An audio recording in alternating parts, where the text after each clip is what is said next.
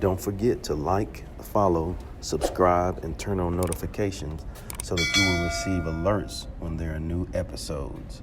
Go get it.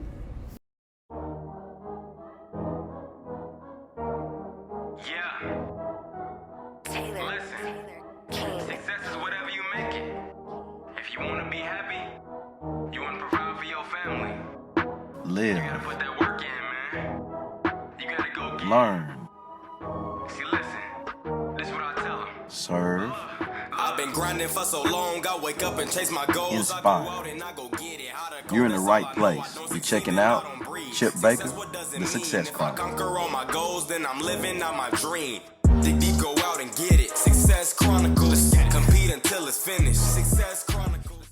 Hey, what's up, everybody? This is Chip Baker coming to you with another episode of the Success Chronicles. And today we're here with Pastor Alan Clayton, and he is the pastor of the Ark Church here in Conroe, Texas. Great man, has been blessed to do some amazing things and inspiring many. And I'm truly thankful that he's taken time to interview with the Success Chronicles today. Thank you, Jim. Well, let's just dive right into it. Okay. Talk to us about your life story, kind of where you're from, and I know some of these things because I go to church. You hear all my stories. I hear 'em. Yeah, raised in North Carolina and Greensboro, North Carolina, nice town. Mm-hmm. And had an opportunity when I graduated college. Good home, good family. I had a very, what I would call a traditional American family. Had a mother, had a father, took me to church, just remained married. They're still married, been married 60-some years. I think 64 years, which is a success story in itself. And they raised me well, a disciplined home. I had expectations, I had things. And so when I got out of college, they didn't expect me to go anywhere. They expected me to go to work. I graduated on Saturday, went to work on Monday for a company called Bluebell, Wrangler Jeans. Okay. And I so, thought you were talking about the ice cream. yeah, well, everyone in Texas, I say Bluebell, everyone's eyes light up. I was there. They think, oh man, ice cream. In fact, I used to tell people I work for Bluebell, and they're like, can you get me some samples? I'm thinking samples are I had jean samples, like a 30-inch waist, which most people aren't there. So I came to Texas. That's how I got to Texas. Uh-huh. And in Texas, even though I'd made a decision for Christ at a young age, went to a Baptist church, walked an aisle. I was about 9 years old. But grew up, got a little older, hit my teenage years, and just really began to run from God. And so coming back to Texas, met my wife, Joy. She wasn't my wife at the time. Met her, and her life really impacted mine. And I remember thinking to myself, there was really something different about her, and I knew there was something in my life I needed to get right. And so I committed my life back to the Lord. I said, Lord, I've run from you all my life. I don't want to run anymore. And so I committed my life. It wasn't a low time. It was something in my heart I knew I needed to do. Right. And so I was 22 years old, and we came. We went to Bible college for a couple of years. I just felt impressed that maybe this is what God had for me. When I came back, nobody would hire me on their staff. I didn't want to be a youth pastor, and nobody would hire me on their staff. And so I went to work in sales, and had done sales before, and went back to work in sales, and sold for a number of years, and then was a volunteer at Lakewood Church with John Osteen. John Osteen was my pastor, and his son Joel now is the most well-known preacher in America. And I knew Joel when Joel was 19. Okay. So just a wonderful family. But we were volunteers there for a while until we started the church here, 1996. Okay. All right. We used to go to Lakewood as well. Did you really? Yeah. When we moved here to this area, we went to Lakewood before they were in the new place. Oh yeah. And then Yeah. made the shift over. So Yeah. great, like you said, great people. Oh, great people. I knew that we've known the family for years, and just a top-notch family. Yes. Well, talk to us about your career. So from there, as far as your career, where have you guys been and moved or We, that? we really did. I think for about the first 15 years I was out of college, I was what they call bivocational, which meant I worked in ministry, but I made a living just working in sales. So for the most part, I was in sales, and I worked for a local company here now called Insperity. I worked for them. It was Wrangler jeans that got me to Texas, and so I actually sold cars for a little bit. And so I've done car sales, retail sales, and then I was still selling when we started the church. So for the first year, I was working full time and starting the church. Well, I've been busy. I was a busy guy. So how long has it been now since the church has been in existence? This in a few weeks will be 22 years. Wow. So we're thankful for that. Wow. Church plants like ours, and we were what they call a parachute drop, because we dropped in. We didn't have anybody supporting us. You're pretty much on your own. Lakewood. John Osteen said, Alan, go up there and see if God blesses it. I said, okay, all right. That was, I was kind of hoping he'd bless it with some money, but he just figured if it was God, I'd come through. And so we went up there, and we didn't know anybody. We really, I saw an old friend at one of our children's football games and reached out to him and knew a couple of people. But when we just started over off 105, Highway 105, and we found a Montessori center and a daycare center, and they let us come in for free. And so we moved all the chairs and everything. Small room. We had about 50 chairs set up, and we had 27 people per service.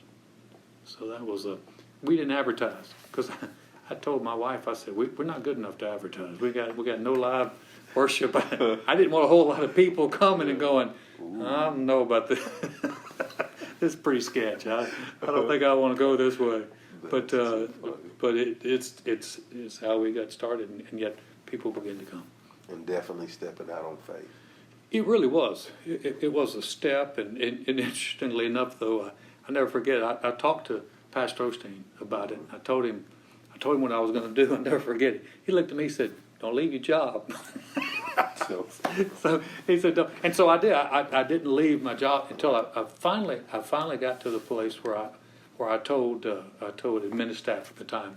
I said, "Guys, I'm living in two worlds. You guys are getting the short end of the stick. I'm gonna have to break." You know what they did though? It was the biggest blessing. They looked at me and said, I'll never forget. My boss looked at me. He said, "Well, did you come to talk about your severance plan?" And I went, Yeah. It sounded good to me. I didn't really know what a severance plan is. You don't typically see those in sales. And they paid me a full salary and benefits for a year, and so that enabled us to actually begin to hire some people in. It was a huge blessing. I bet it was. What are 3 things you've accomplished in your life that you're proud of? 3 things that I've accomplished. I have been married to my wife for 36 years, continuously. One lady. That's a good one.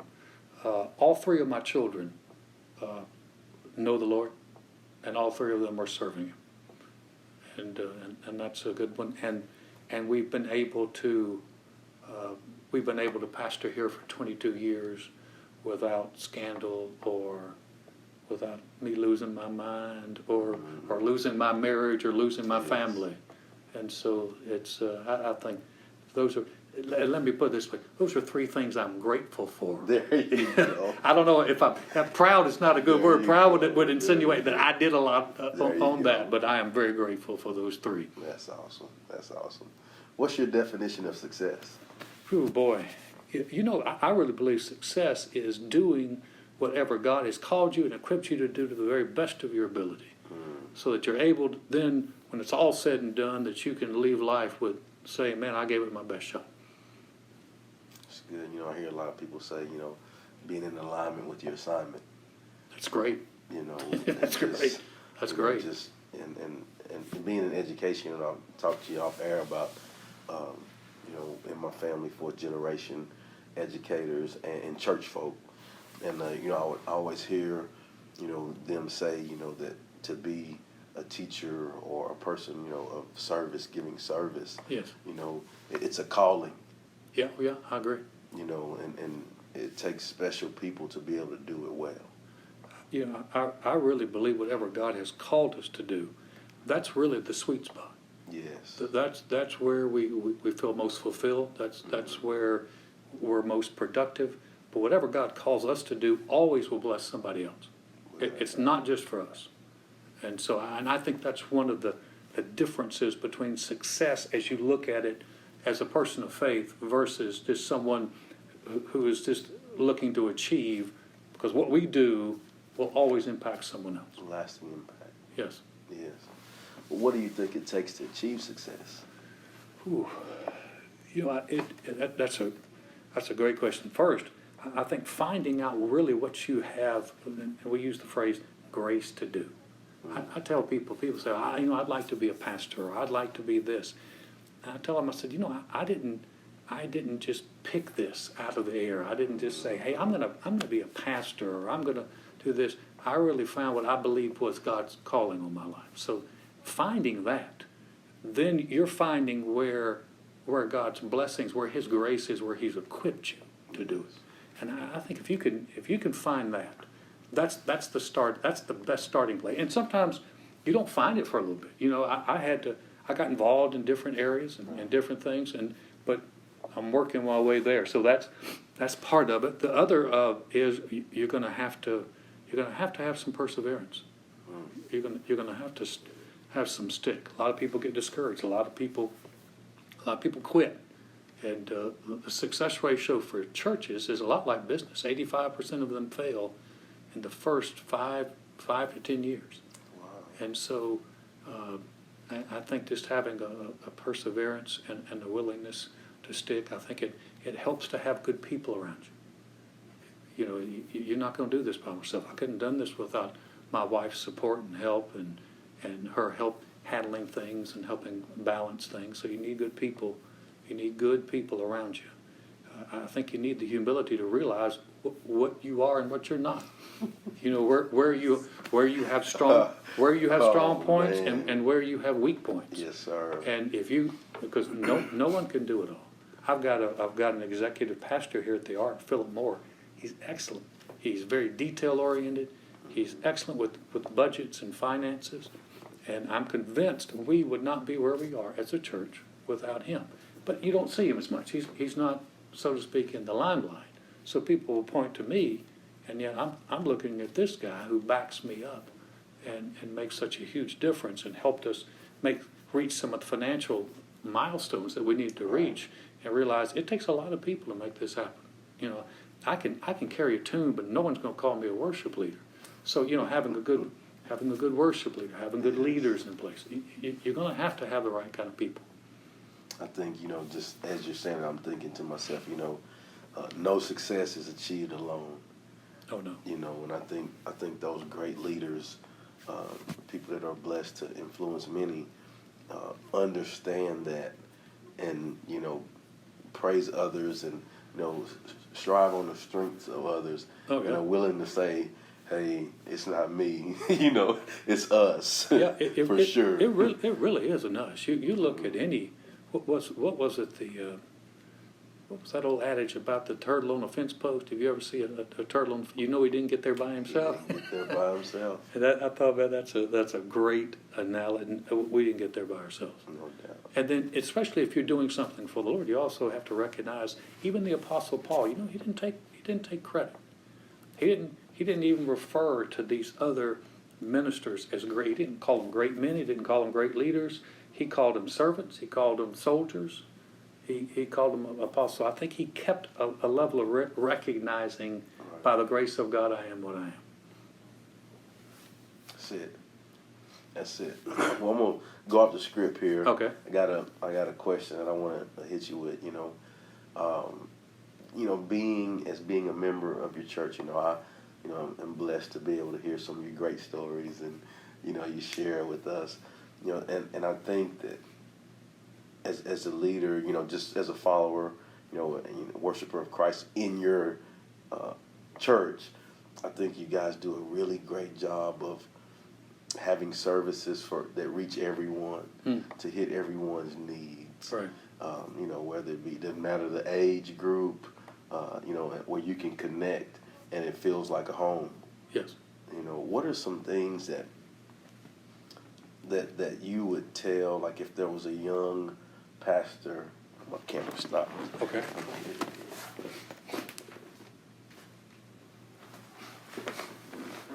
You want to run that again? Yes, sir. Okay. I'm gonna try. No, Let's see. that's it. We shoot all the time, so So, being, a member of your church, I think you guys do a really great job of making connections for the families and the people of your church. It doesn't matter the age, and there's something for everybody, and it's a true family feel. And so, what are some things, like if you had a young pastor that was, shooting to be in your shoes, what are some things that you would tell that pastor that he would need to make sure that he does to help be, and I'm gonna say successful, but I think the word is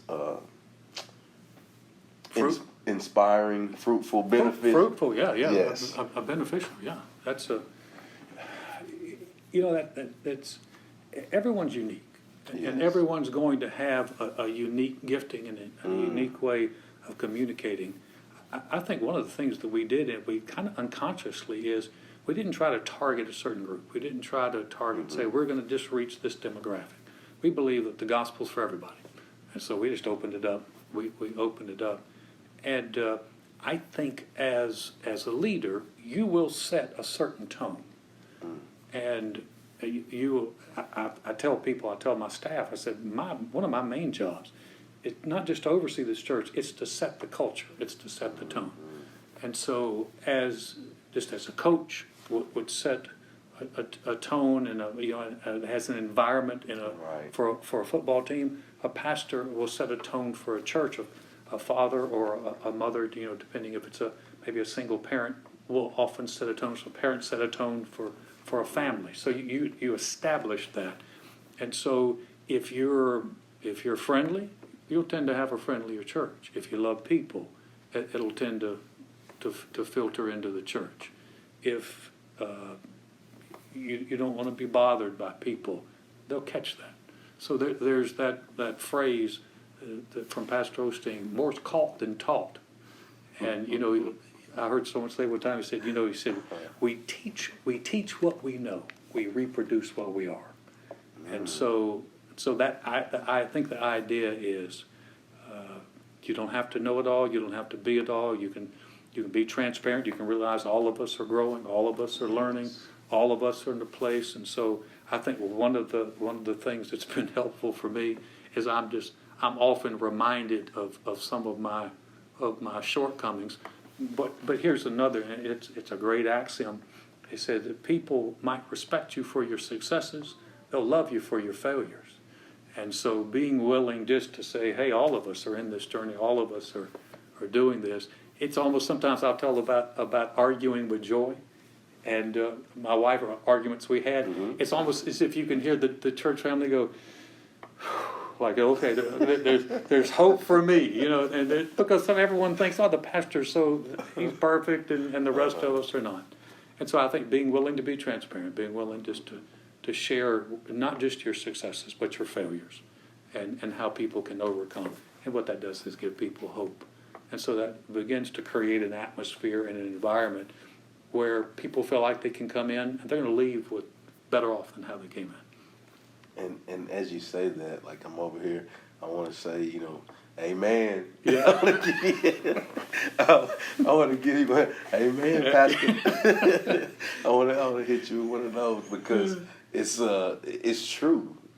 It's great that you ever feel like all of that you just explained, like that happens. Yeah. But it's culture. I used to tell young preachers, I said, you might as well go ahead and tell them where the chinks in your armor are, because they're going to look for them anyway. Yeah. So if I just tell them, everybody knows I drive too fast. Everybody Everybody knows Joy's a lot more patient than I am. But what it does is it says none of us have arrived. Yes. If it wasn't for the grace of God, we wouldn't be here. But we want to keep growing. But Yes. we want to keep moving forward. But we don't want to let our past hinder our future. Well, there it is. Thank you again so much for taking the time to interview with the Success Chronicles. Chip, glad to do it, man. Appreciate you. Thank you guys for watching this episode. We'll see you next time. God bless. God bless. Go get it.